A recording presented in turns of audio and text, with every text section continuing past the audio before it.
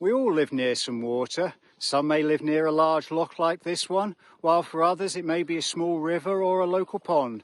But whatever the case, Scottish Biodiversity Strategy aims to see them all in better and cleaner condition than they are now.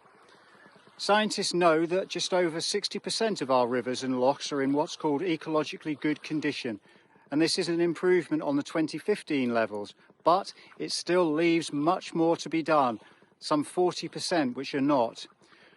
The same scientists know that there are many pressures on these water bodies, pressures which make it difficult to maintain or achieve these good conditions, and we need to do much more to look after them.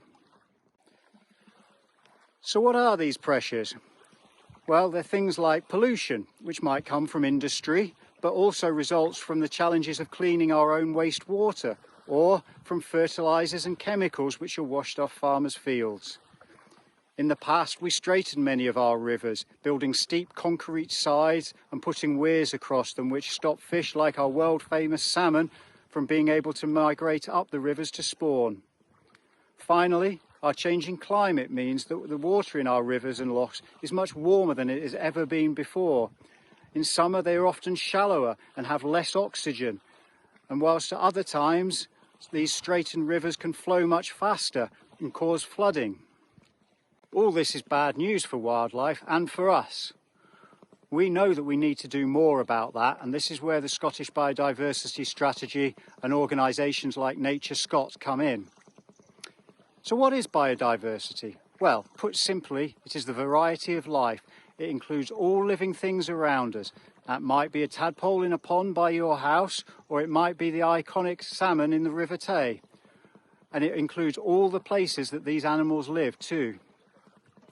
Having good biodiversity can also help our fight against climate change, and in this way it is often known as a nature-based solution. For example, wetlands and floodplains, those wet, boggy, overgrown areas beside our rivers and lochs, can act like big sponges, soaking up water, slowing down floodwaters, and also filtering our water at the same time. They provide a home for wildlife. Woodlands, lochs and rivers will increasingly become home for a growing Scottish population of beavers. Much better all round than a straight canalised river course. So how will we know that we're achieving this? Well, by 2030, we need to have these nature-based solutions accepted as part of our landscape, from the top of our hills down to the end of our rivers, seeing beavers, salmon and woodlands along our watercourses will show that we are heading in the right direction. Then, by 2045, we expect to see many more of our rivers and lochs in good condition, all connected by a network of quality habitats, no matter how large or small.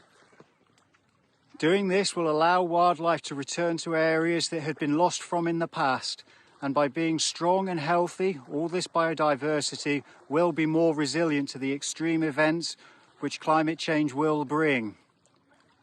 So to finish, just remember that, as I said at the start, no one lives far from water in Scotland, and it impacts on all of our lives in some way or other.